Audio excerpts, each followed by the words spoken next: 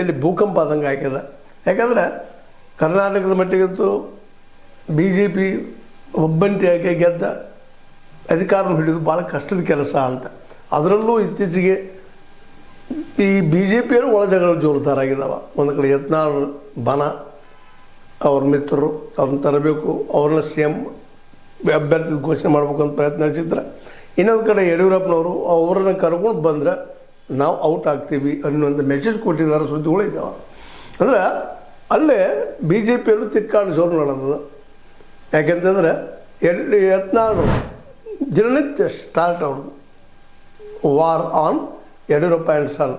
ಹೀಗಾಗಿ ಯಡಿಯೂರಪ್ಪನವ್ರಿಗೆ ಸಹಜದ ತಮ್ಮ ಅಸ್ತಿತ್ವಕ್ಕಾಗಿ, ರಾಜಕೀಯ ಅಸ್ತಿತ್ವಕ್ಕಾಗಿ, ತಮ್ಮ ಮಗನ ಭವಿಷ್ಯಕ್ಕಾಗಿ ಅವರಿಂದವರು ರಾಜೀನಾಮೆ ಕೊಟ್ಟು ತಮ್ಮ ಮಗನ ಒಂದೇನೋ ಈ ರಾಜ್ಯಾಧ್ಯಕ್ಷನ ಏನೋ ಪ್ರಯತ್ನ ಮಾಡಿದ್ದಾರೆ.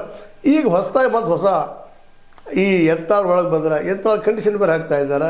ಮೊದಲನೇದಾಗಿ ತಮ್ಮ ವಿಜಯೇಂದ್ರ ತಮ್ಮ ಮಗನ ವಿಜಯೇಂದ್ರ ಹೊರಗೆ ತೆಗಿಬೇಕು, ಎರಡನೇದಾಗಿ ನಾನೇ ಸೇಮ್ ಘೋಷಣೆ ಮಾಡಬೇಕು, ಇಲ್ಲಾಂದ್ರೆ ಅಧ್ಯಕ್ಷ ಸ್ಥಾನ ನನಗೆ ಕೊಡಬೇಕು, ಅದು ವಿರೋಧ ಪಕ್ಷ ಸ್ಥಾನ ನಮಗೆ ಕೊಡಬೇಕು, ಮುಂದಿನ ಸೇಮ್ ನಾನಾದ ಘೋಷಣೆ ಮಾಡಬೇಕು ಅನ್ನೋದು ಏನೋ ಬೇಡಿಕೆಗಳು ಇಡ್ತಾ ಇದ್ದಾರೆ ಅಂತೇಳಿ ಕೇಳಿ ಬರ್ತಾ ಇದ್ದಾವೆ.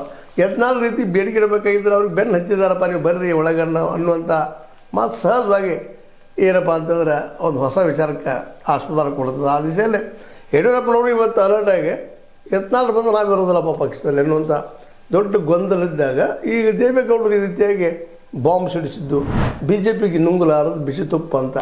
ಏನಾದರೂ ಮಾಡಿ ಡಿ ಕೆ ಶಿ ಅವರನ್ನು ಒಂದಿನ ಬರೋದು ನಿಶ್ಚಿತ ಆದರೆ ತೆಗೆದುಕೊಂಡ ಈ ಸರ್ಕಾರ ಉರುಳಿಸಬೇಕು